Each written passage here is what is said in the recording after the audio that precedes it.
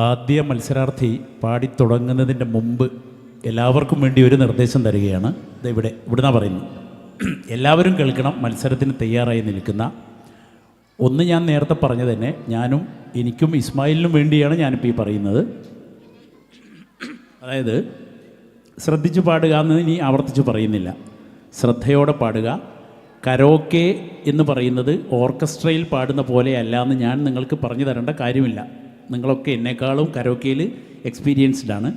Karaoke ശ്രദ്ധിച്ച് പാടിയില്ലെങ്കിൽ കരോക്കയുടെ ഭാഗത്തുകൂടെ പോവും, പാട്ടിൻ്റെ ഭാഗത്തുകൂടെയും പോവും. അപ്പോൾ അത് ശ്രദ്ധിച്ച്, അത് ഞങ്ങളുടെ ഒരു ഫോൾട്ടായിരിക്കില്ല, നിങ്ങളെടുത്ത് സംഭവിച്ചൊരു തെറ്റായിട്ടാണ് അത് വിലയിരുത്തപ്പെടുക എന്ന് ഞാൻ പറയണ്ടല്ലോ.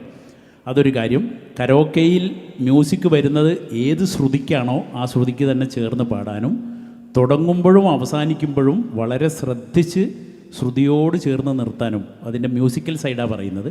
ഇതിനൊക്കെ അപ്പുറം ഇനി പറയാനുള്ളത്, ഈ ഇരിക്കുന്ന സദസ്സിന് മനസ്സിലാവാൻ വേണ്ടിയും ആ ശില്പികളോട് കാണിക്കുന്ന കടപ്പാടെന്ന നിലയിലും നിങ്ങൾക്ക് ഒരു വാക്ക് മാത്രം പറയാം, മറ്റൊന്നും സംസാരിക്കേണ്ട. ആരും അങ്ങനെ സംസാരിച്ചാൽ എത്തില്ല.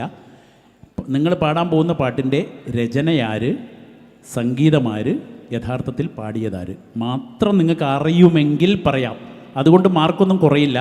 അത് പറയാതെ ഇരുന്നത് കൊണ്ട് മാർക്ക് കുറയില്ല. അറിയുമെങ്കിൽ പറഞ്ഞാൽ രണ്ട് കാര്യമാണ് നിർവഹിക്കപ്പെടുന്നത്. ഒന്ന്, അറിയാത്ത സദസ്സിലെ ചിലർക്കത് മനസ്സിലാകും, അതൊരു കടമയാണ്. രണ്ട്, നിങ്ങൾ അവരോട് കാണിക്കുന്ന ഏറ്റവും വലിയൊരു കടപ്പാടുമാണത്, ശില്പികളോട്. അവരാണല്ലോ നമുക്ക് അങ്ങനെ ഓരോ പാട്ടുകൾ തന്നത്. അത് നിങ്ങൾക്ക് അറിയുമെങ്കിൽ പറയാം, അറിയില്ലെങ്കിൽ പറയേണ്ട. ഇനി പാടിയത് ആരാണെന്ന് അറിയില്ല, രചനയും സംഗീതമാണ് അറിയുന്നതെങ്കിൽ അത് മാത്രം പറയാം. ഇനി വേറെന്തെങ്കിലും ഒന്നും അറിയാതെ എന്താണ് അറിയുന്നത് അത് പറയാം കേട്ടോ. എല്ലാവർക്കും വേണ്ടിയാണ് പറഞ്ഞത്. തുടങ്ങാം. അത് മാർക്കിനെ ഒന്നും ബാധിക്കില്ല കേട്ടോ. നിങ്ങൾ പറഞ്ഞാൽ നല്ലത് എന്നേ ഉദ്ദേശിച്ചുള്ളൂ. പറയാത്തത് കൊണ്ട് നിങ്ങളുടെ മാർക്കൊന്നും കുറയില്ല. പാട്ടിനാണ് മാർക്ക്.